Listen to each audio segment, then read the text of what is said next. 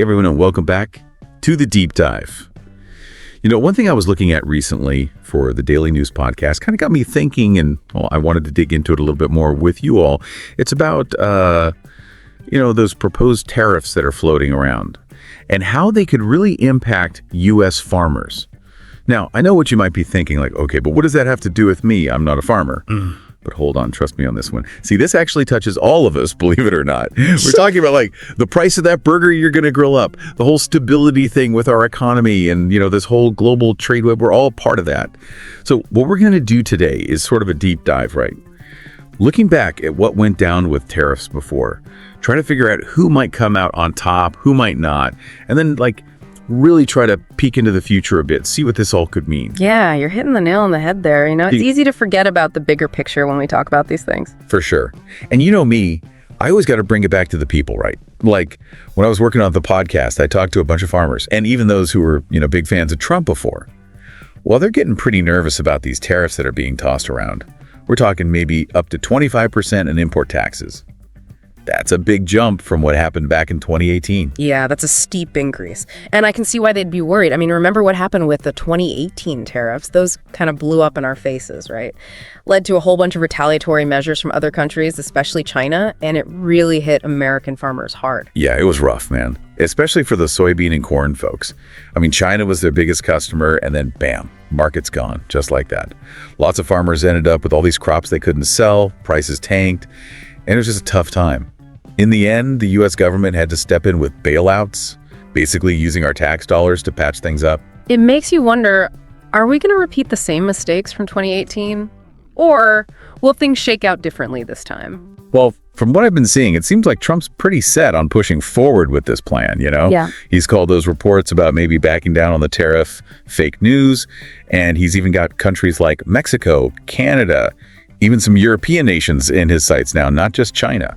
And that's where a lot of economists are getting really worried. They basically see these tariffs as like a hidden tax on anyone who's importing stuff into the U.S. And, well, those costs, they end up trickling down to us regular folks, Prices go up at the store, businesses get hesitant about trading internationally, and it just kind of messes things up. Yeah, it's like this domino effect, Yeah. Remember how China started buying their soybeans and corn from Brazil instead? Mm-hmm. There are always these unintended consequences, it seems like. Exactly. Brazil came out way ahead in that situation.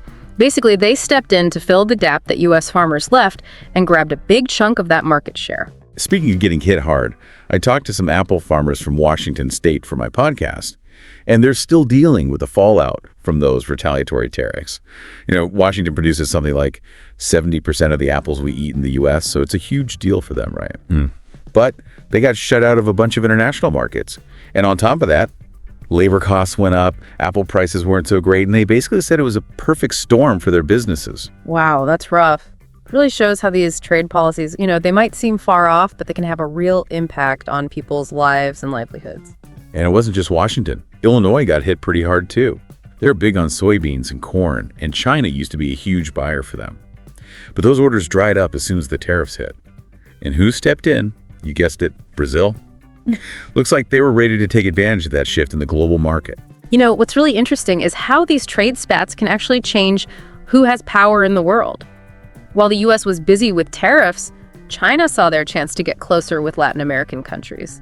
They came in as a dependable partner, ready to invest and do business. Oh, yeah. They haven't been shy about it, that's for sure. Pouring money into infrastructure projects, making nice with diplomats, really going all in. Yeah. We've even seen countries like Panama and Honduras switching sides, diplomatically speaking, moving closer to Beijing. It just shows you how economics and politics are so tangled up, right?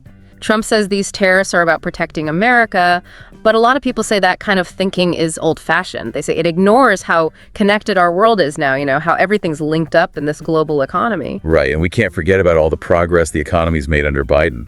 We've had job growth, the stock market's been doing pretty well, and there've been those big infrastructure investments. Some experts are worried that bringing back those aggressive tariffs could actually put all that at risk. Definitely something to consider, especially with the 2024 election coming up. Trade policy is going to be a huge issue, and voters are going to have to weigh those costs and benefits. Can the U.S. handle another round of economic ups and downs because of tariffs? Or do we need a different approach, something more balanced when it comes to global trade? That's the million-dollar question, right? Right. And it's something all of us need to think about, whether we're farmers, economists, or just folks trying to make ends meet. But before we jump into all that, I think it's helpful to take a step back and look at the history of tariffs, see how they've been used before and what we can learn from that. I'm with you on that. Understanding the history can really help us see why this debate is so complicated, why people feel so strongly on both sides. So let's rewind a bit, shall we? Let's explore how tariffs have played a role throughout history, and maybe those lessons can help us figure out what to do today. Yeah, let's take that journey. It's fascinating to see how the role of tariffs has changed over time and what that tells us about how the global economy has evolved. It's funny how Trump always brings up the history of tariffs, right? Like how they used to protect American businesses and make money for the government. Right, back when tariffs were like the main way the government got funded. It seems like he's using those old examples to back up what he's doing now. Yeah, exactly. But the people who disagree with him, they say that kind of thinking is stuck in the past. They say it doesn't make sense in today's world where everything's so connected, Like, sure, some industries might benefit from tariffs for a little bit, but overall, it could really hurt the economy, especially for farmers and regular people like us. I guess it's all about finding that balance, right? Between protecting some parts of the economy and not starting a big trade war that ends up hurting everyone, including those farmers we were talking about. But are there ever any good things about tariffs?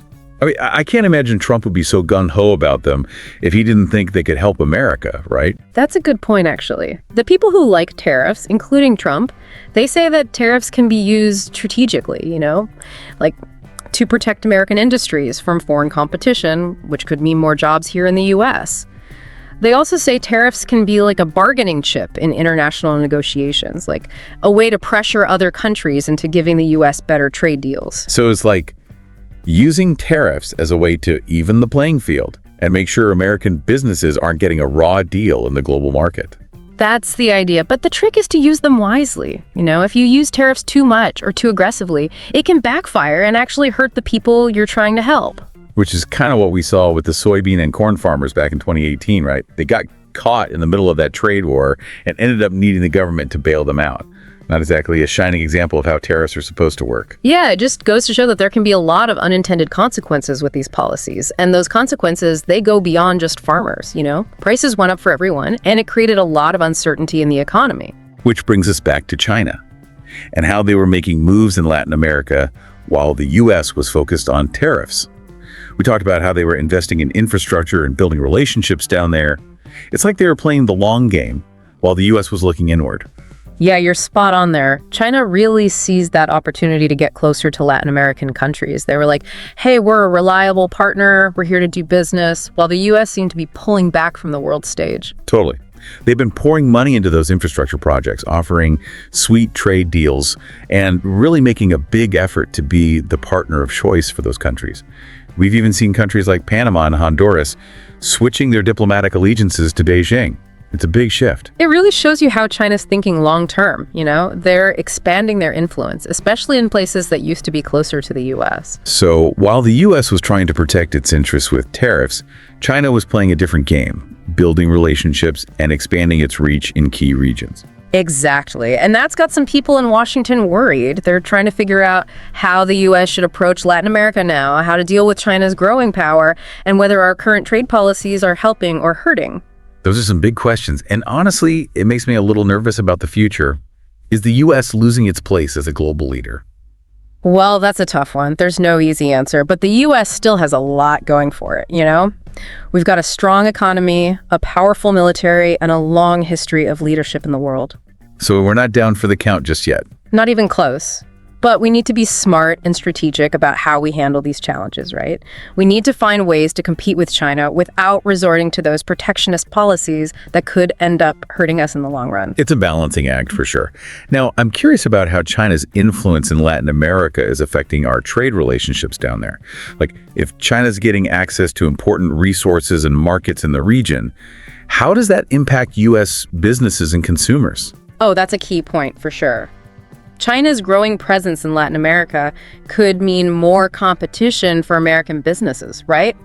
This competition could drive up costs, making it harder for U.S. companies to get contracts and partnerships. So basically, we could end up paying more for stuff because of this power shift in the world. It's definitely a possibility. But it also shows us that the U.S. needs to focus on being innovative and competitive. If we can offer good quality products and services at good prices, we can still be major players in the global market. Makes sense. So it's not just about reacting to what China's doing, but also about stepping up our own game and finding new opportunities. Exactly. And I think that's where having a good trade policy is so important, right? It's about creating an environment where American businesses can succeed and compete globally. But it's not all about economics, right? Yeah. There's also the political side of things, like how these trade relationships can affect our alliances. You're totally right. Trade and diplomacy go hand in hand. As China gets closer to Latin American countries economically, they're also gaining political influence. This could mean those countries might side with China on important issues, which could weaken the U.S.'s influence in the region. So it's not just about who's buying soybeans or corn anymore. It's about who's calling the shots and making decisions on a global level. Exactly. And that's what makes this whole discussion about tariffs and trade so interesting and complicated. It's not just about money. It's about power, it's about relationships, and it's about how the world is changing. It's a lot to wrap our heads around, that's for sure. But I think we're doing a good job of connecting the dots and looking at all the different sides of this issue, and hopefully our listeners are finding it helpful too. I hope so. It's always great to dig into these complex topics and get people thinking critically about the world around them. Okay, so before we move on to the 2024 election and what all this means for U.S. trade policy, I want to go back to something you said about the potential good things about tariffs. You mentioned that they can be used strategically to protect American industries. Can you explain that a bit more? Sure thing. The idea is that if you protect domestic industries from foreign competition, it can help them grow and create jobs. This is especially important for new industries or industries that are really important for national security. So like, if a country wants to build up its own manufacturing, they might put tariffs on imported goods to make them more expensive, which would give their own manufacturers an advantage. Exactly. It's about giving those domestic industries a fighting chance to compete and get established in the market. But isn't there a risk that those industries become too reliant on tariffs and never really become competitive on their own? Yeah, that's a valid point. The key is to use tariffs as a temporary measure, like a boost to help them get going, not a permanent crutch. Ideally, those protected industries would eventually become strong enough to compete without needing tariffs. But that doesn't always happen, right? There are cases where tariffs have been in place forever, and those industries never really seem to take off. True, and that's why it's so important to have a plan, a clear strategy and timeline for using tariffs. It's about finding that balance between providing support and encouraging those industries to become competitive. It sounds like there's a lot to consider when it comes to tariffs, lots of potential pitfalls. Yeah, it's a complex tool, that's for sure. You have to use it carefully and think things through. All right, so let's switch gears a bit and talk about the 2024 election. We already talked about how trade policy will be a big deal for voters, but I'm curious to hear your thoughts on how different candidates might approach this whole thing. I think we're going to see a lot of different opinions on trade in this election, Some candidates will probably push for more protectionism, talking about saving American jobs and shielding industries from foreign competition.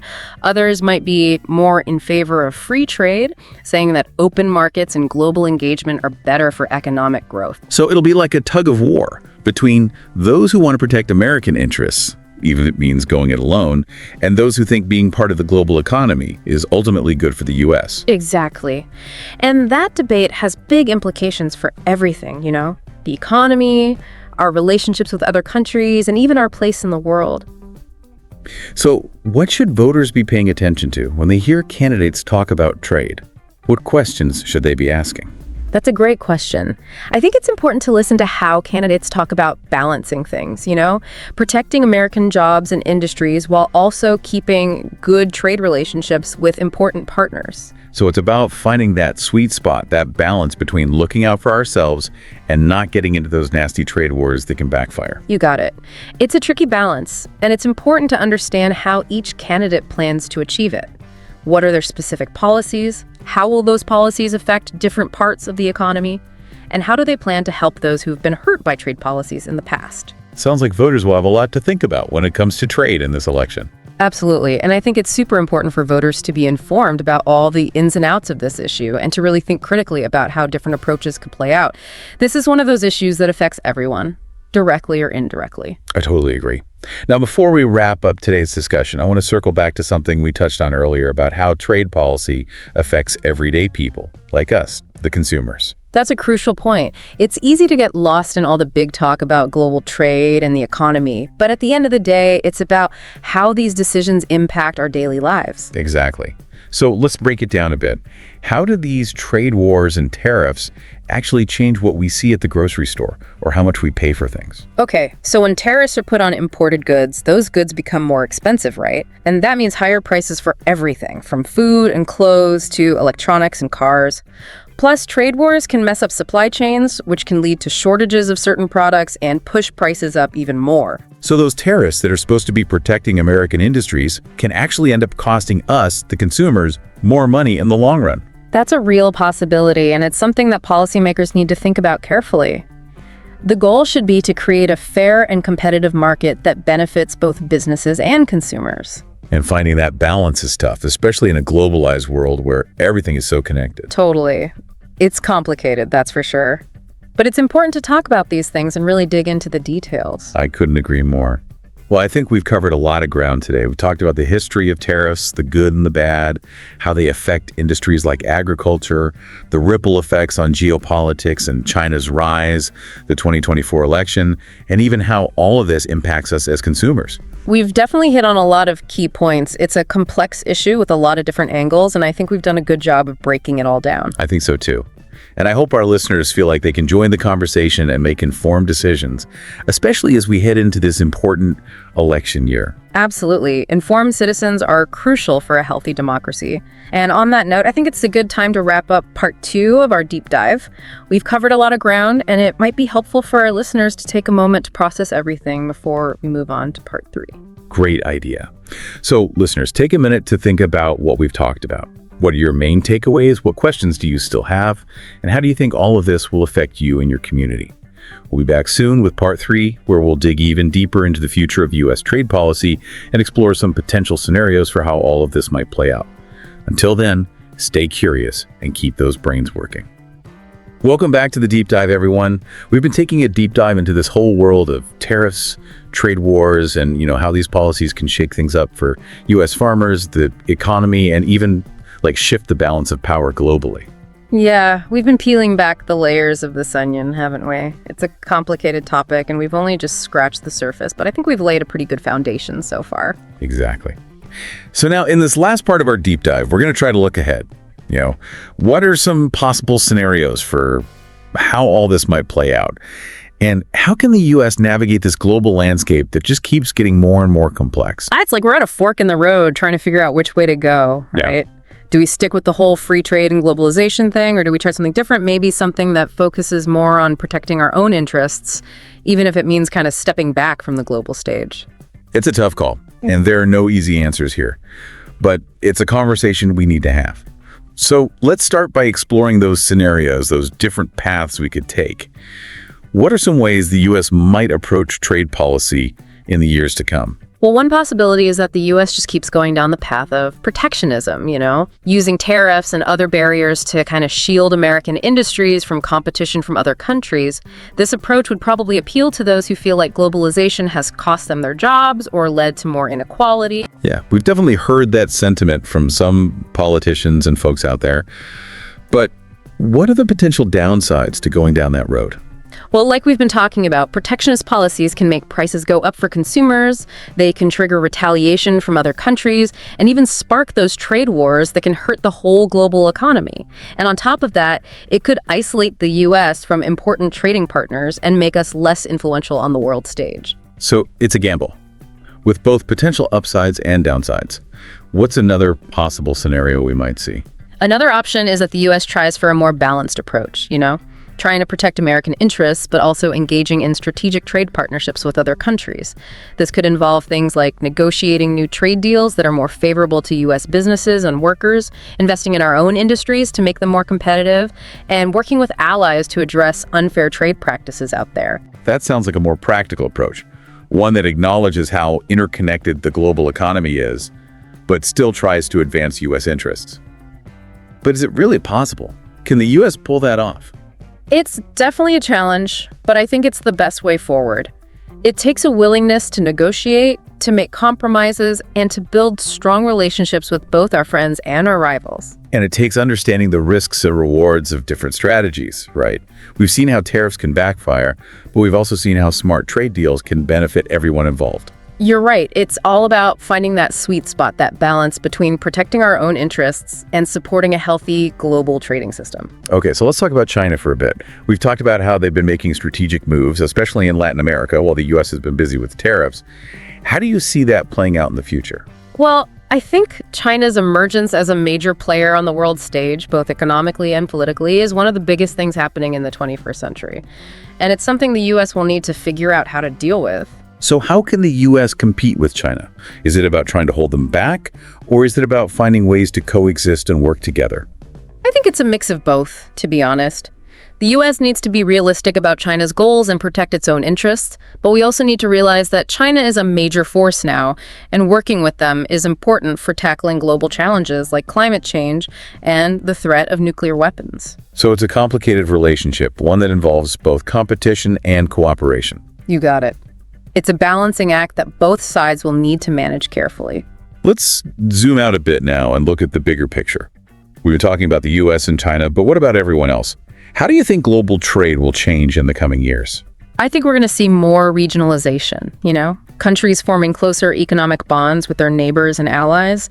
This could lead to new trading blocs and a shift away from the super globalized system we've had lately. So instead of one big interconnected global market, we might see things split up a bit, with different centers of economic power popping up.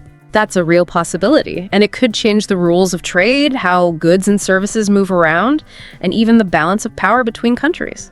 It's a lot to think about, and it shows how important it is to have these conversations about trade policy and how it shapes the world. Absolutely. The decisions we make now will have long-lasting effects. Well, I think we've come full circle here. We started by talking about tariffs and how they affect farmers, and now we're talking about the future of globalization and the U.S.'s place in the world. It's amazing how these things are all connected, isn't it? It really is. Okay. And it reminds us that even something like trade policy, which might seem kind of boring to some people, can have a huge impact on our lives and the world around us. Couldn't agree more. It's a wake-up call to stay informed, engaged, and willing to think critically about these issues. Well said. And with that, I think it's time to wrap up this deep dive. Thanks for joining us, everyone. We hope you found this discussion helpful and thought-provoking. And keep the conversation going. Think about these issues and share your thoughts. After all, we all have a role to play in shaping the future. Beautifully said. Keep learning, keep questioning, and keep working towards a better world. We'll see you next time.